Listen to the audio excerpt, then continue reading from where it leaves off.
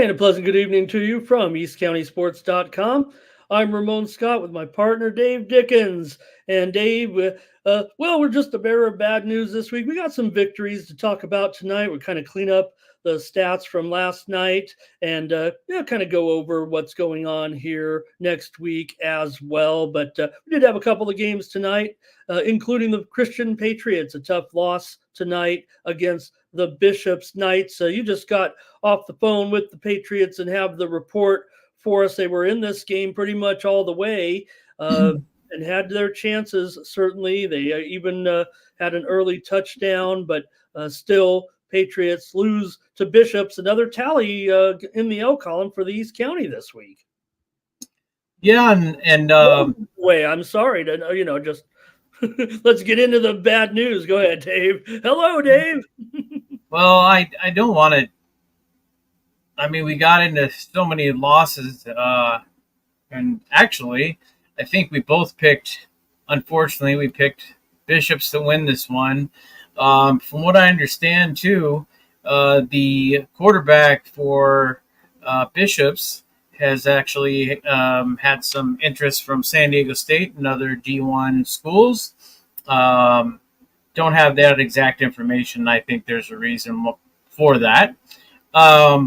But neither here nor there, as far as that goes, it comes down to the final score. Unfortunately, at Valley Stadium was 24-13. And the funny thing, not the funny thing, but like you said, started off with a bang. Eads got right in there with about a 5-yard touchdown in the first, with a couple of minutes on the clock. 7-0 Christian. Extra point was good. Then they went 17-13 with 4:21 left in the half, and the next score was actually Spencer. We all know how fast he is. He actually scored a 20-yarder himself. Then they decided, you know what, let's go for a 2-point conversion. Unfortunately, it did not work out. They closed the gap, and that was a no-go. And then before the half ended and to close the half, unfortunately for Spencer, a little rough towards the end of the half. He threw an interception, and that's never good to do, especially to end a half. And they went into the locker room, Bud tried to get them fixed up and new game plan, make our adjustments. And then, unfortunately, ultimately they ended up losing, like I said, 24-13 and missing that 2-point conversion. That had an effect, but also bigger news is that Spencer also got a concussion from what I understand, a pretty vicious hit, and enough for Coach Bug definitely wanted a flag. They got a flag, but he is under concussion protocol. I do not know as far as high school for sure, so I don't want to misquote. I don't want to misinformation as far as high school concussions are concerned. So I will leave that to the professionals. Nobody's watching it. We've only got a dozen viewers here, so the word's not going to get out. And then Mr. Wilkins came off the bench, and he threw a couple of completions. Sophomore, I guess he got a pretty good arm from what I understand, and the report I got. Unfortunately, when they were driving, he threw an interception as well. Okay. And from what I understand, this particular vicious hit is going to be sent to CIF also, from what I understand. Just a little reminder, too, though, there is from a transfer from Granite Hills. He played over there for a year, and he transferred to Christian. He originally started with Christian, practiced with them, and ended up at Granite last year. And then his parents decided that Christian would be a better spot for him, and that is Runkle that was taken from. I mean, after the freshman took over like that, and we all know how how well he's been doing for the Eagles. I mean, he's no slouch as far as he's done for the Eagles. So Runkle is also. I've heard good things from Coach Cobbs on his play as well. He's got a quick release, pretty big, stout guy, and he's only a sophomore. So, there could be who knows, maybe Spencer a receiver, and then he comes off and what do we got? 3 more games that he has to sit the bench. As far as Runkle's concerned, but don't be surprised if you don't see some mixing and matching, especially before league starts. You never know what you're going to get with the Patriots. They're very famous for mixing and matching and trying to keep you on your toes. But again, it's too bad. The Patriots now 1-1, and I hope there's no big concern over the concussion that he did incur. Just so you know, he did have an injury last year to his neck as well. So I guess when he does take those hits, even close to the head, he has to definitely, I'm sure he goes into the tank. I'm sure he has to do some extra massaging and such because it really hurts him for quite a while. But he's a tough kid. These kids are made for football. Spencer is a heck of a football player. And at the end, though, Wilkins did the best he could. We'll see what Runkle does in a couple of weeks when it gets closer to league. And up next for the Patriots, they are going to have to play Patrick Henry. And I wonder if there's a concern with all those points that were put up between the Foothillers and those Patriots from Patrick Henry. Okay. Okay, no problem there. I'm showing the Patrick Henry game on October 11th. Maybe there was a switch in the schedule. I have them at Mission Bay next week, and they lost to Mission Bay last year, 31-19, but maybe my schedule's incorrect. So we'll just get some clarification on that. We will do so. Forward. Huh?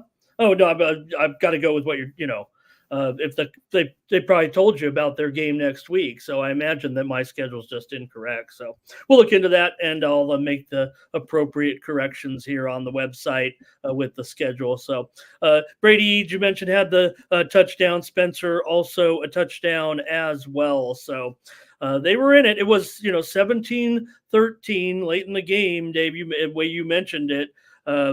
There we didn't really get much info we got from our reporters there at the game. So it ended up being 17-13 with about 9 minutes to go, I think it was. 9:34, yep. Okay, and then even towards later in the game when they scored that last touchdown with like 4.5 to go, I believe. So, all right. Well, also had one other game tonight. Dave, and it was the Classical Academy defeating El Cajon Valley up north 50-0, and the Braves fall to 0-2. Classical, pretty good program here, and they were out to a lead 36-0. First glance I really got. So Braves go down tonight to Classical. Long bus ride home. I don't have it in front of me. I'm sure you do.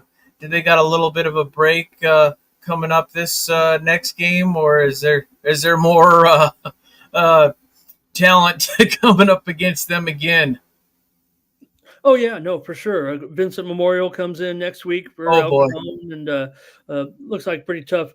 It's a tough schedule for the Braves this year. Classical's a pretty good team. I think that was the thing going in to that matchup, especially after what we saw with the Braves last week. And you have to go up against a team like Classical here. They had a pretty good season last year. They were a playoff. Or no, let's see. I think it was 2 years ago that they ended up with a championship team. Last year, they actually fell to 2-8. Last year, they did not. I don't believe they did qualify for the playoffs, actually. So they were kind of down, but they've got a pretty nice program. So 50-0, Classical over the Braves. All right, going to clean up now some of the information, some of the games from last night here, Dave, and we've got rounded up some highlights, and maybe we can take a look at. We're going to lead with Grossmont here, Dave, and their game against Olympian yesterday. Big performance, Dave, for the Foothillers last night on the road against the Olympian club. Thomas Donovan had a big night, Dave, with 23 of 34 passing for 454 yards, 6 touchdowns, and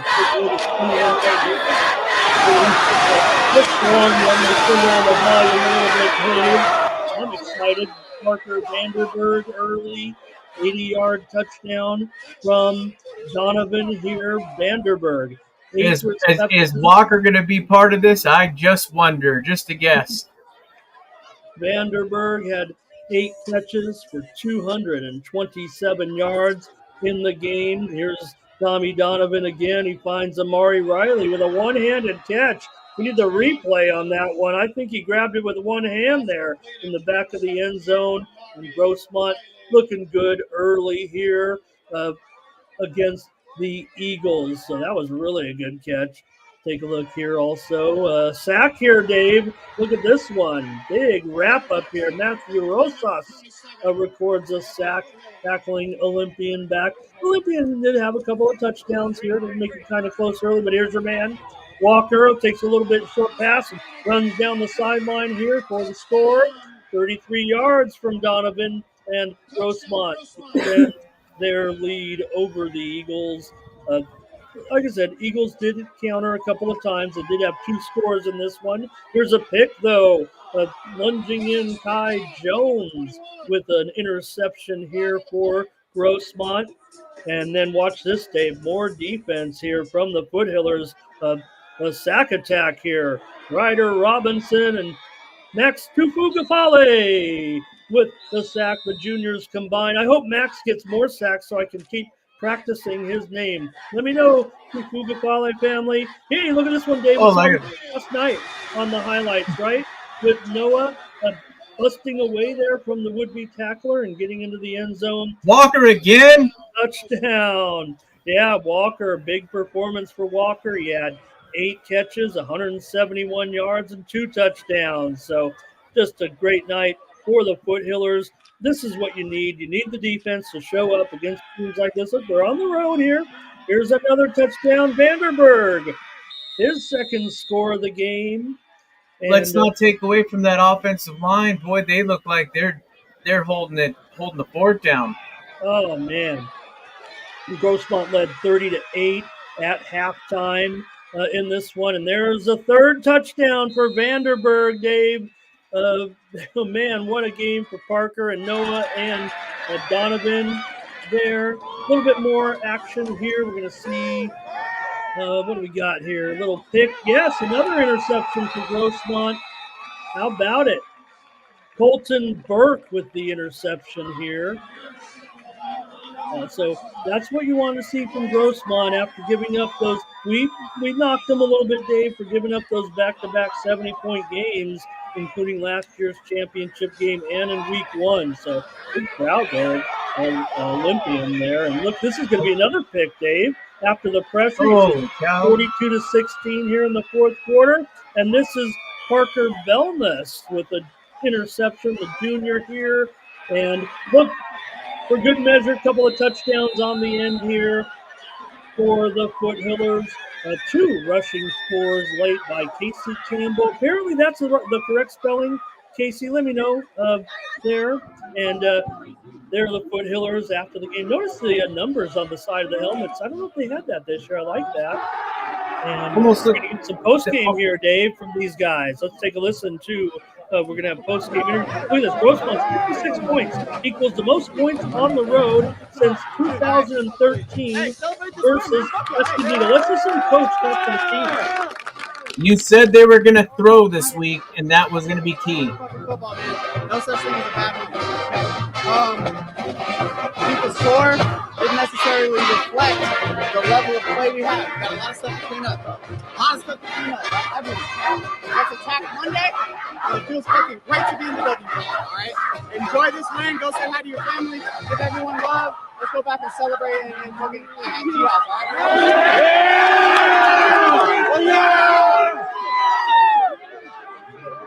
I'm going to apologize to Coach for not editing out a little bit salty, but we know how it is around the guys. And let's get these post-game interviews here, Dave. Tommy and also Noah and Coach coming up. Pretty good, 6 touchdowns. Got to be happy. So, pretty good, man. We probably put up combined at least 350, 400. So, we got great chemistry. A lot of touchdowns too. Just believing in each other and coming out every day 100% in practice too, because you practice how you play. So, start off strong and just win the game. Depending on my team. The first quarter didn't go as well as I wanted to, but we just kept working and kept doing what we got to do to get in that end zone and win the game. No, it wasn't really much adjustment, because and been in practice, one of the best QBs, out in San Diego right now. He was hurt and he was still going crazy. So definitely locking in and we had definitely a lot of mistakes. So we just got to fix those and we'll be good. You can never be upset after a win, no matter what, especially in football. It's a violent, passionate sport. So anytime you can get a win, you're always feeling great. Tommy's a stud, man. Tommy is a stud. He's battling through an ankle injury, but no one. He's hard on himself. I'm hard on him. So we're gonna watch the film and fix up a lot of stuff. But kid's a stud, and he's throwing to a couple studs at receiver too. Can you talk about that receiving core? Man, it is it's special. Last year we had Cody Bigley and we lost Elias Barraza. He was a senior, and these two guys just jumped in ready to roll. And we got some other guys. Amari Riley had a great touchdown in the corner. Kenny Krause and Randy Ballard and Dallin McKay have made some great plays. But Noah and Parker are special, man. And anyone who turns the film on are going to see two high level athletes who love this game and want to win. Oh yeah, there's a lot to clean up. I know. I mean, the defense gives up 16 points, and we're still not happy. So that's a great game, especially in our offense where we're going for it on 4th downs. Their team gets a lot of possessions with how we play up tempo. We're giving them some short fields. So I think it's just mainly an effort thing. I think in our style, we're gonna put them in some bad situations. So they gotta understand, fly around and don't be afraid to make some mistakes, because we need them to make some splash plays. And they came up, in the second half with a few interceptions, a fumble recovery. So those splash plays started to come. It's simple, but it's hard. Just got to eliminate the negatives. That's to me, up until professional football, I think in the NFL and even those top tier college programs, if you eliminate the negatives, you're going to win most of your games, right? At that level, you got to start to make some plays and do a lot of great stuff, scheme stuff up. But we just got to eliminate negatives and clean some stuff up, and then continue to try as hard as we can. All right, so thank you to Coach, and thank you to Noah and to Tommy as well, and Raymond Brown out there checking out the action for us with Grossmont defeating Olympian. I think Coach got everybody there on the offense. I know you didn't have Jace La Barbera, the senior, with 2 catches. Dave, defensively, it was Gage Weichelt and Drew Sassano had a big game last week, or a busy game last week anyway. They both had 7 tackles. Weichelt had 1 for loss. Julian Garcia, 6 tackles, 1 for loss here in the game. So strong performance, Dave, by the Foothillers. Well, what did you say when we were picking the game, that when it comes to Grossmont, especially under Anthony Lawrence, they are going to be throwing the ball, and they're going to throw often, and they're going to make you try and stop them. And Tommy's arm and with that ankle didn't look like he was hurting too much, throwing those touchdown passes. And I wanted to ask you right now, since you have it right there, Noah Walker, is he is he leading the pack on touchdown passes caught?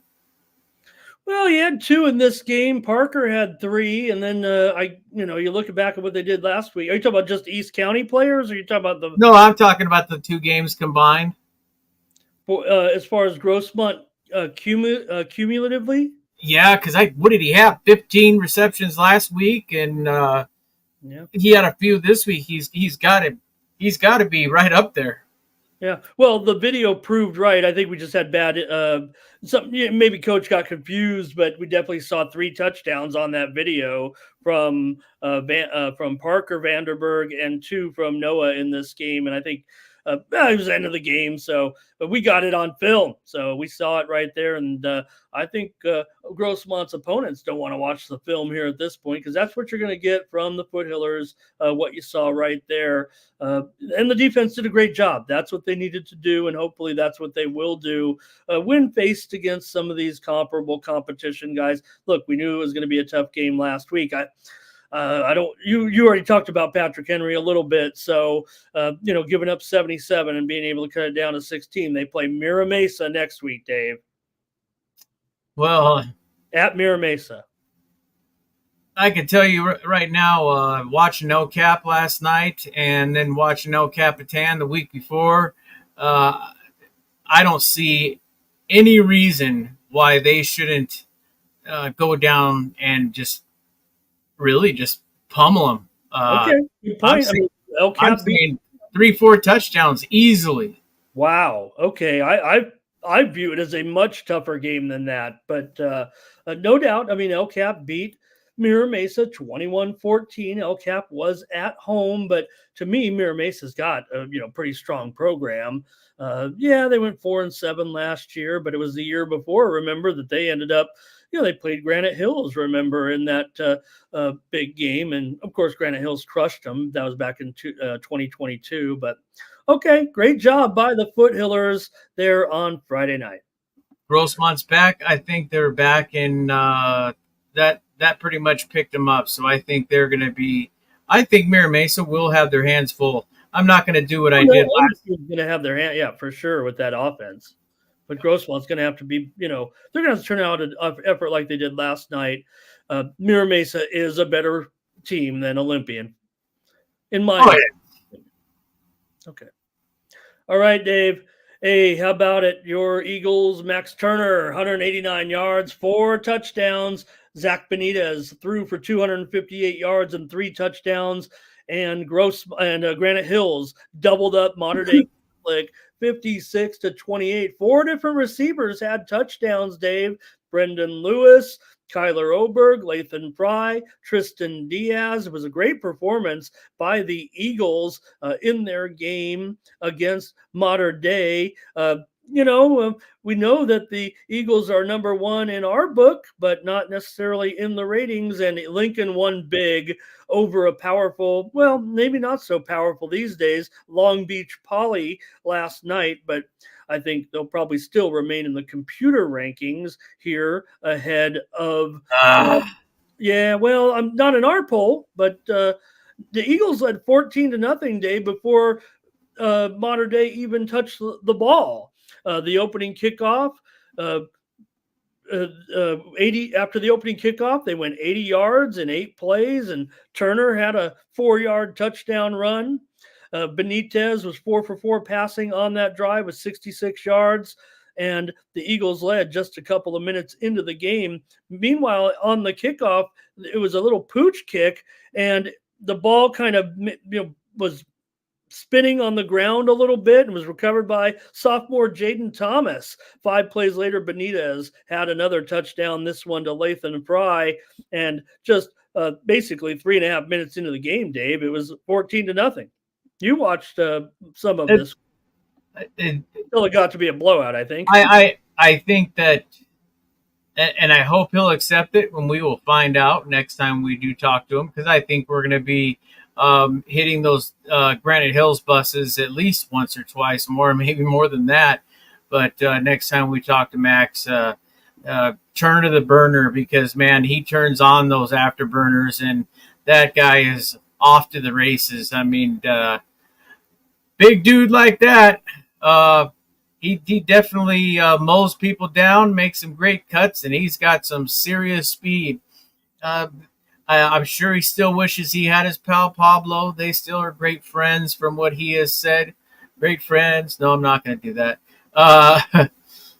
They're still great friends, and but I think that boy, he's really done something special in just 2 games, and I think he's just getting started.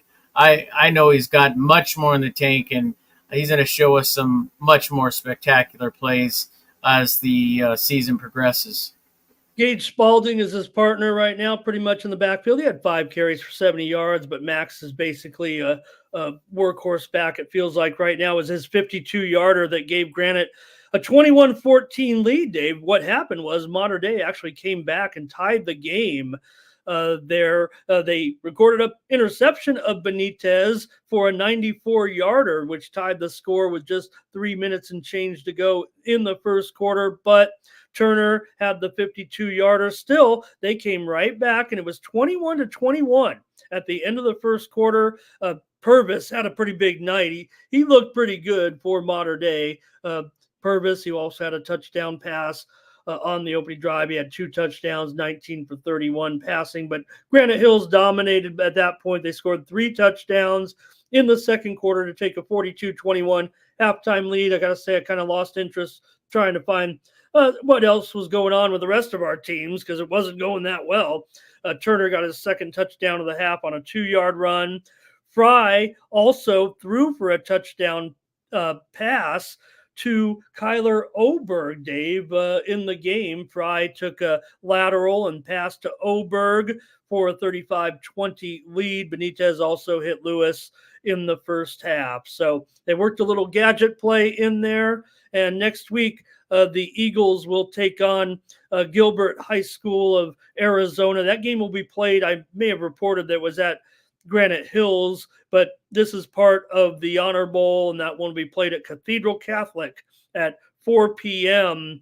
on Saturday of next week. Turner got his 4th touchdown late in the game, and good win there for Granite. Yeah, I think, and I believe Lewis is in the secondary too, because I could almost bank on it that he had one of those interceptions the week prior.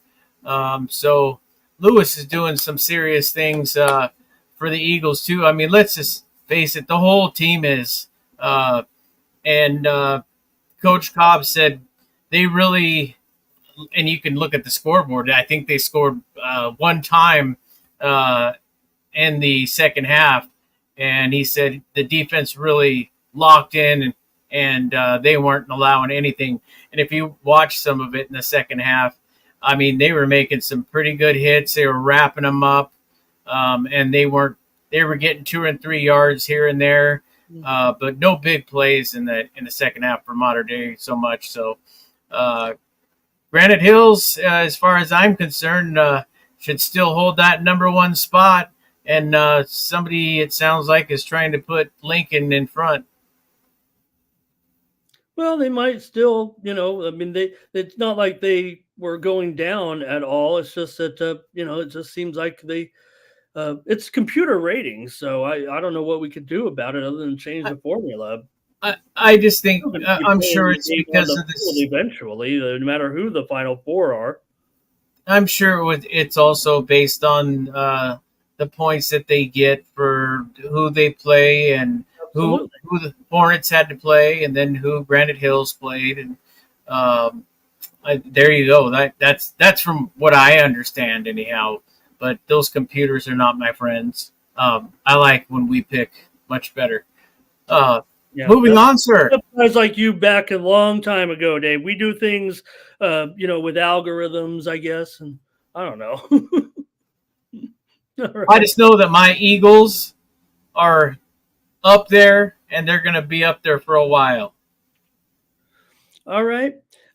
Speaking of up there right now, one of our teams doing very, very well, the Mount Miguel Matadors. Dave, you spoke to head coach Verlaine Bataffi tonight, or exchanged some texts with him regarding the victory here, 54-12. What a performance again for the Matadors. KJ Shields. We think of the Mount Miguel as kind of having a passing attack right now with all their Division I prospects at receiver, but it's KJ Shields, a prospect in his own right.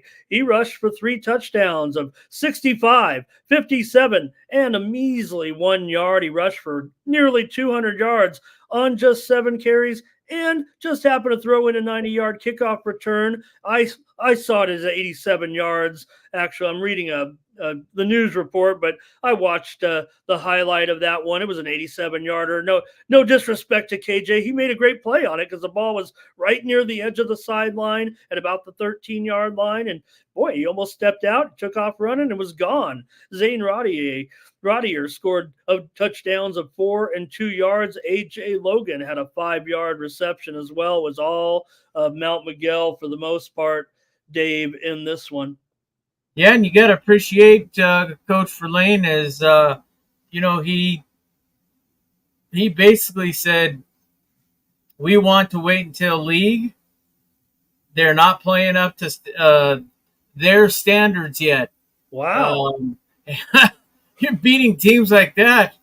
I definitely think you're up to standards by 100%, but I can appreciate that coach is thinking that way, and he's definitely looking forward to league play, and I guess they're going to be even better when it comes to league play. I love that, especially now when you hear some of these teams, especially some teams that are near the top of the ratings, and they're like, everybody doubted us. Nobody gave us any respect. And what are they talking about, right? I mean, those guys are just looking for attention. The Mount Miguel Matadors do their talking on the field. So maybe it's rough, but I liked what you shared with me, Dave. He said, when they're traveling to the games on the bus, it's all business. No one's really supposed to be talking or raising their voice too loud or getting, too excited too. That's part of it. You want to be focused. But afterwards, it's a party on the Matadors bus, and we want to get on it. So we'll be hitting them up hopefully in the weeks to come. But man, if coach says they're not really playing up to their standards, you can only wonder what they have in store for the rest of the season here, Dave. I think they might even have some trick plays and some stuff that some of these teams never seen before, and there could be some even bigger scoring. But yeah, can't say anything really about the Matadors lacking at all.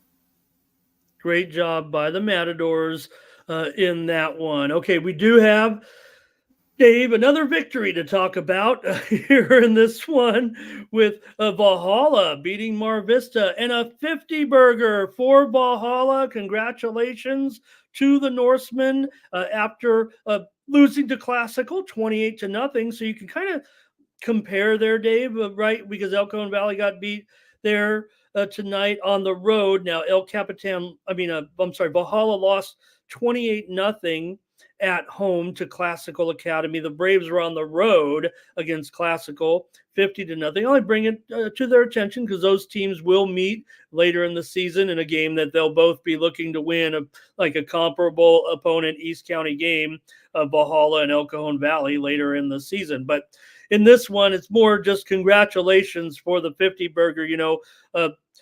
Dave, Valhalla, the 51 points is their highest point total in nearly 10 years. They scored 57 against, at least we could say it, Dave. They scored 57 against Patrick Henry. So take that, Patriots, for putting up 70 on our Foothillers last week. But still great performances here from Marcus McHale, the senior, had 3 rushing touchdowns in the game last night. I kind of neglected to mention Marcus. I did mention Preston Marcos, who returned the opening kickoff for Valhalla for a touchdown, and also mentioned Jackson Newman and his running, Dave. He had 87 yards on 8 carries from the quarterback position, but he also threw for 85 yards and 2 touchdowns for 172 yards of total offense. McHale ended up with 102 yards on 12 carries. These are great statistics here. Zach Hagar had 3 sacks and 8 total tackles, and Vinny Coyle had a scoop and score fumble return for the Norsemen. Dave, it's really fun to talk some positives about the Norsemen, a team that really there are a couple teams. Look, we don't want to say that we're favoring anybody over other. It's just that some teams don't report their information or they are media shy, and the teams that don't get as much attention, I think it's anyone who watches our show, it's kind of evident. We want to cover every game, every team, every win,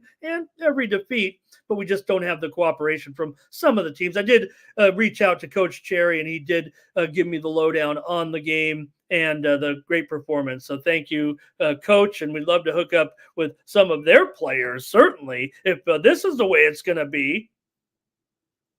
Oh, yeah, especially, I remember a certain quarterback. I actually did, this was years ago. I can't even believe I remember the interview that I had, Frank Foster from, I can't even remember what year it was that he played for the Orange. And, boy, they really had some great years, and boy, was he a great quarterback. That was like 11 or 12, 2011, 2012.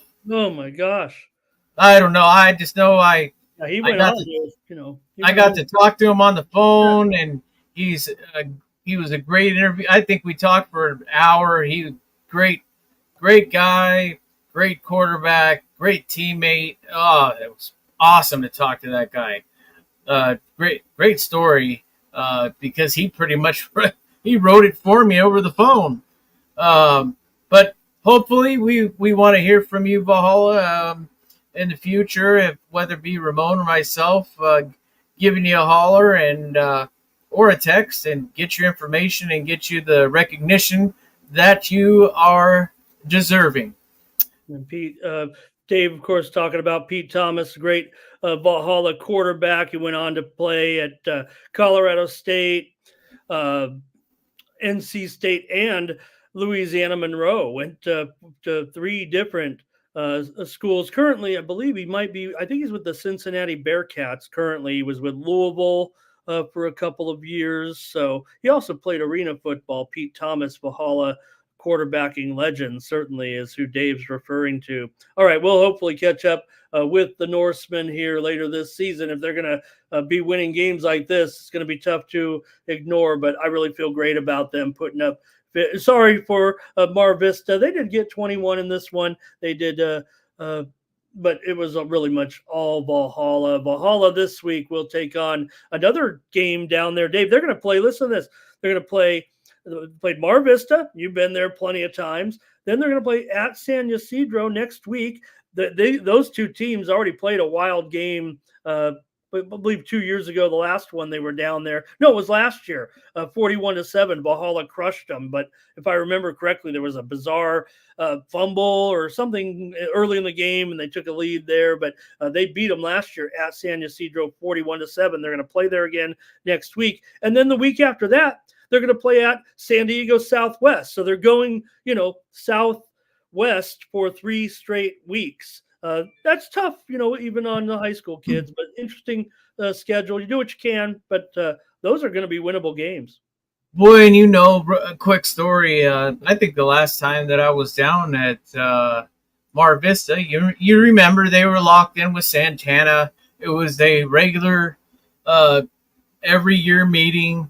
What I'm wondering, since I wasn't down there, obviously, if they ever got that field patched up and maybe did some renovating. Boy, I remember you had to be real careful when they shut the lights out and walking in some of those pits, and a lot of twisted ankles. But at any rate, I think it was Josh Odewald that was the quarterback for the Santana Sultans at the time. And I do believe they did win that game. Boy, wow, that's years ago now. Getting old. Next, sir. Yes, sir. Well, unfortunately, now we've got to bring in the rest of the games here, Dave. It was St. Francis here defeating Helix in this one, 35-14. The Helix Highlanders are 0-2 here to start the season currently, Dave. A little bit of a rough patch here for sure for the Highlanders. They basically ended up starting 22 new starters, according to head coach DeMaja Jones. Yeah, they had a couple of, guys that did return. You do, of course, have Pablo Jackson, who's not really a, new starter, certainly, but he's new to the Highlanders. So Helix right now just trying to get on track, and it doesn't get any easier because of the nature of their schedule. Unfortunately, the Highlanders have a tough schedule here moving forward.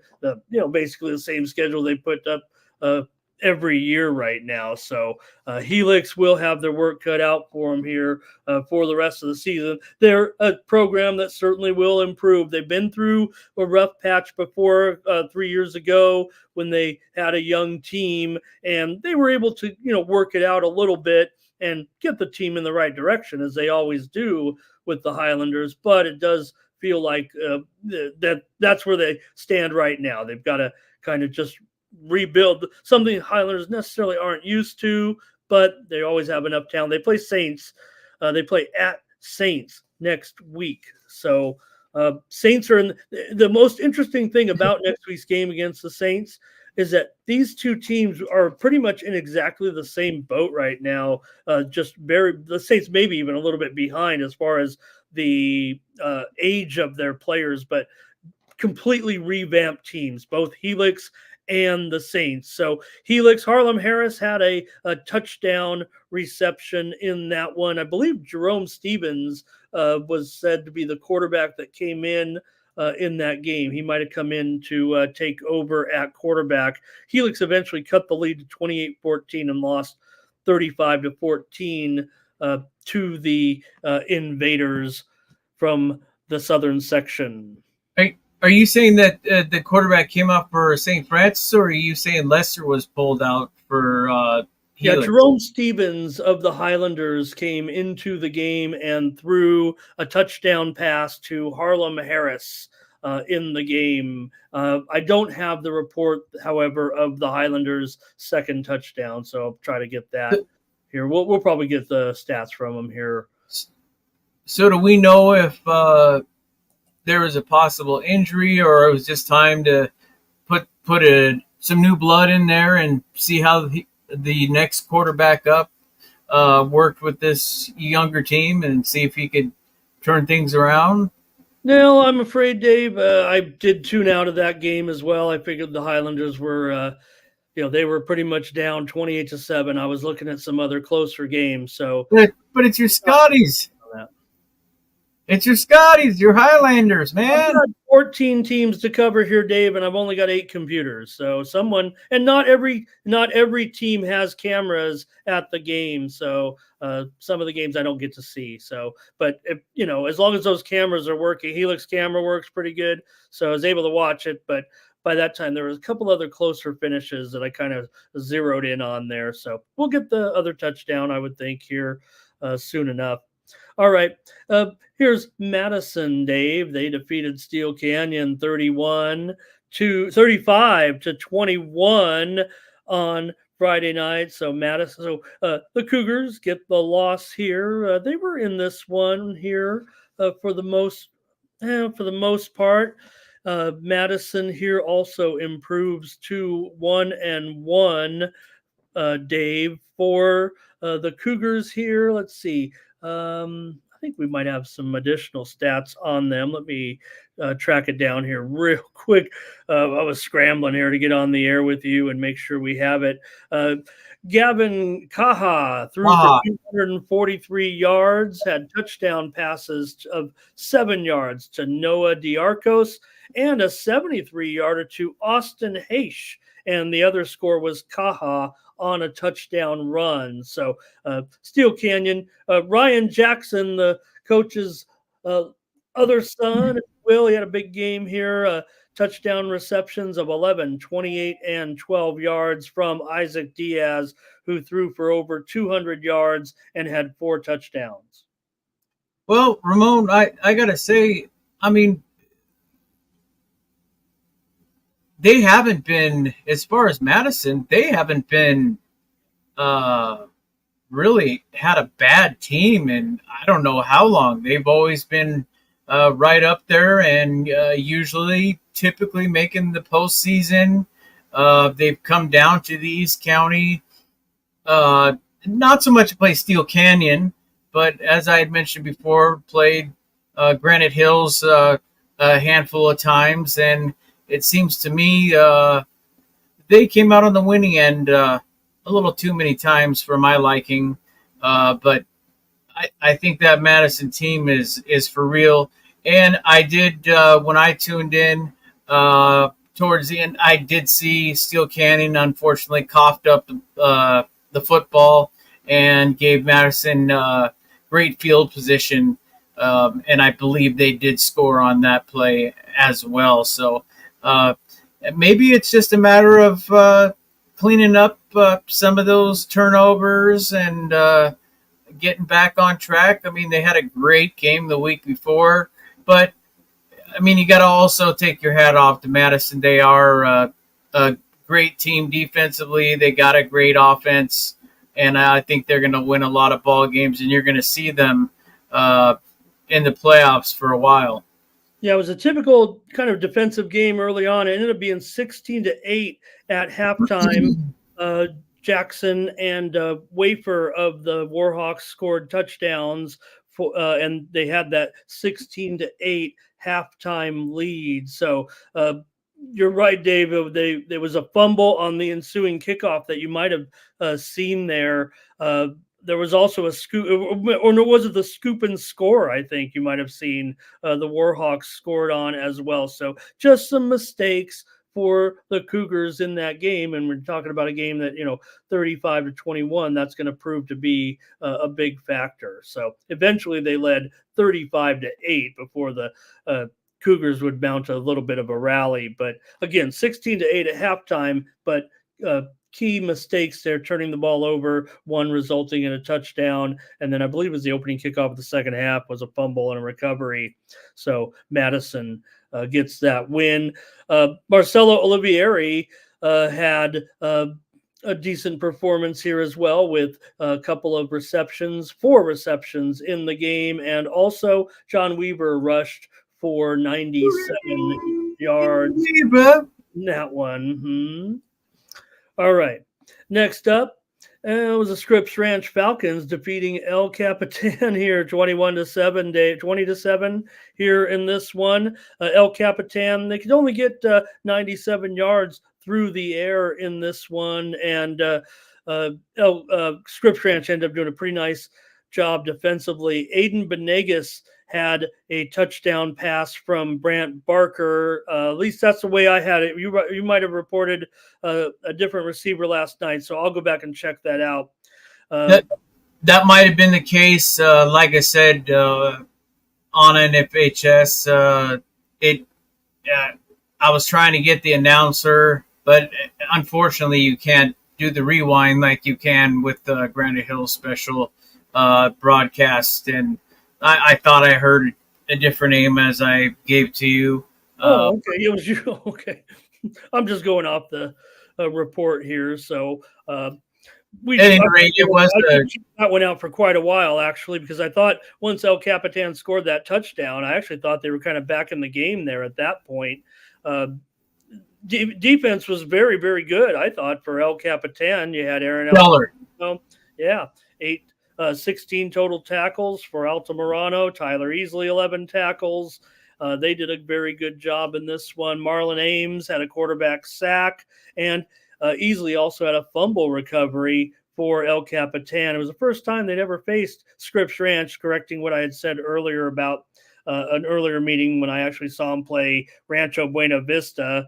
Easy to mix those two teams up, I think. But Scripps Ranch won this one 20-7. I think that in the future, I think that it is going to, not to take anything away from the offense, because they played fantastic 2 games ago against Mira Mesa. But that defense, I think, is one of the main components that's going to end up carrying El Capitan to a possible league championship. So look out for that. I don't think that El Cap is going to have to score as many points because of that fact, as long as we stay healthy. But all the plays that I saw from the defense were just spot on. The way they were tackling, the way the stops they made, no real big plays for Scripps Ranch. And then I thought the same thing. I mean, Brant threw that perfect pass, scored the touchdown. And I thought, oh, here we go. El Cap's going to pull one out. And unfortunately, time wasn't on their side either. And a couple of drop balls, and it's the little things that they need to clean up. And I'm sure Coach Berner said the same thing, and he's going to watch film and say the same thing as well. But I think if they clean up the drop balls and maybe some miscommunication at the line, I think they're going to be just fine. And I still think they're favored to win league. So that's Okay. what I'm Well, you hear that, Santana? You hear that, West Hills? Remember, West Hills has the home field edge in the games against those top 2 rivals from that league. So I'm kind of leaning towards the Pack just because of them hosting the games. Again, I think the teams are very, very even here a little bit right now. And, Santana's looked good as well. So I think they are all good teams. Any of my, even throw Monta Vista in there, but there's something about that El Capitan defense, and I really liked it. I liked everything that I saw on that. So they clean up the offense. I think they're gonna be in real good shape, and it's gonna be a battle, as we talked about at the beginning of the season. Anyway, it really could be anybody's league. all right. Well, don't at me, but I was mostly watching this game, to be honest with you. Monta Vista and Kearney last night.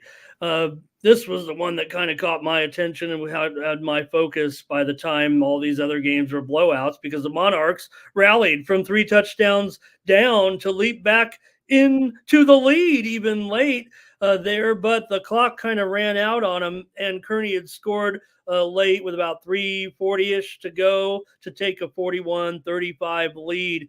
Kearney built a huge lead in the game, but the Monarchs made adjustments and they kept coming.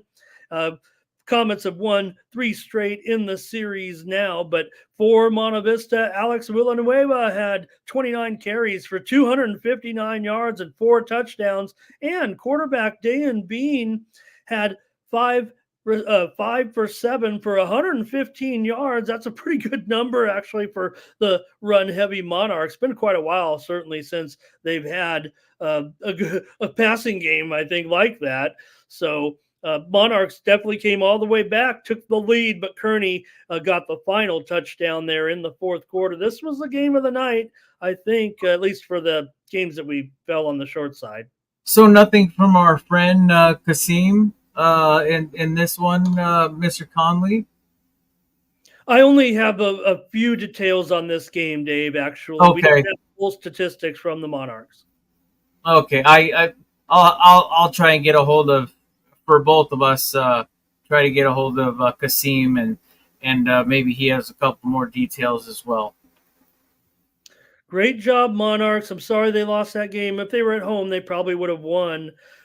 Quite honestly, is what it feels like to me. It was a thrilling game and a great comeback. I mean, that's got to boost the Monarchs' confidence here, is what I feel about that with that performance last night coming back. That's really going to boost their confidence heading into the league season as well, where, hey, look, we're not. You said you even mentioned them in there with those other teams a little bit. You kind of mentioned them, I think, as the fourth team is what it sounded like to me. They'll host Castle Park next week with a big opportunity to win that game, I would think. So I think the Monarchs can come back and get a W here, be very competitive in that game here next week. All right, Dave. Well, one thing we're able to do here is with our follow-up show here is get the final score. Maybe we should have just left it at 35 to 14 because actually University City tacked on a couple of more scores after. Remember, we didn't have the score of this one last night with University City defeating West Hills here, Dave. 49 to 14 in this one. University City is a pretty good team. We picked them, right? Or I did anyway here. Yes, we did. In this game. So they got a pretty good program going on right now with quarterback Quentin Damara, 382 yards and 5 touchdowns. Pretty good, strong performance. But University City, they've scored 112 points in their last 2 games. That's something this program has never done. So they've had good programs in the last couple of years. They did the same thing back just 3 years ago, put up over 100 points in their first 2 games. Tay Lockett, certainly one of the best receivers in the county. He had 7 catches for 88 yards. Drayton Garner had a 49-yard reception for University City. But for the Wolfpack, certainly, they gave up 502 yards in this one, Dave. So a little bit of a rough patch here in this one. On Friday night for the Wolfpack. Hamilton, 58 yards, but a couple of interceptions. They also had another quarterback in there as well. Leon had 3 receptions for 34 yards and 1 touchdown. Hamilton rushed 12 times for 69 yards here. The Wolfpack rushed for over 165 yards on the night. So they did have steady rushing attack to build around a little bit, but they were just 8 of 14 passing on the night. So I think that's where up against a tough opponent. And actually I want to go back. I did not go with Uni City. I actually picked the Wolfpack. They're at home. I thought they would win by 3. I just didn't see this kind of game, the turnout, and they usually have the Wolfpack fans. They're very supportive, very loud. But I don't know what to say. I mean, obviously their ground game's working, their offensive line's working, but it's got to be something and that's probably why he put someone out, changed it up in the quarterback position. But it's got to be in the passing game, whether it's receivers or one of the quarterbacks. It's too early to tell, but that's what it looks like anyway. To me, after you told me all those rushing yards. Yeah, again, good night rushing for the Pack. Junior Leon, like I said, he was the man who had the touchdown there, the touchdown reception there in that one. So West Hills comes out. Let me see. I think I had the other touchdown here as well. Let me see if I can get that here for you, Dave. Yeah, I don't know if I do have it actually. So I do have Junior Leon with 1 touchdown, but that's all I have here. I did get the stats from Coach, so maybe I just jotted it down incorrectly. So apologize for not having that right now, Dave. And I want to keep it up. I'll put it in the story here. I think if I can find it. I want to say hello to everyone here. Chiming in with us here. Got Noah Lewis here. He was at that game last night. I don't know which one he was at, but we'll answer you. We'll tell you who it is. All right. And all right, Dave, I think that wraps it up for our Friday night coverage here. We covered the Thursday games Thursday pretty extensively when we had the Sultans. So I want to just thank you for coming on and getting that additional information from us for the show here tonight. Thanks to everyone chiming in. We had a few dozen people in here watching us, Dave, on a night where, well, we just didn't have a great night in East County, but we'll get them back next week. And again, we want to, as always, thank our sponsors, Granite Mortgage and Lakeside Equipment, for sponsoring our show, and each one that we do have quite a few shows now, and if we get all the quirks worked out, I'm hoping, and I'm claiming that I'm going to get it fixed, me, hopefully, and try to get it connected and streaming not only through Facebook but also through our Instagram page as well. Our new even I've got Instagram, and with the new with the new one, and then the which you saw at the beginning of the show, courtesy Sebastian Dickens. Like to give him credit. He's really been hard at work for us, not just going to college, but hard at work for us and working. Busy kid, but appreciate his help too. And he's always like to be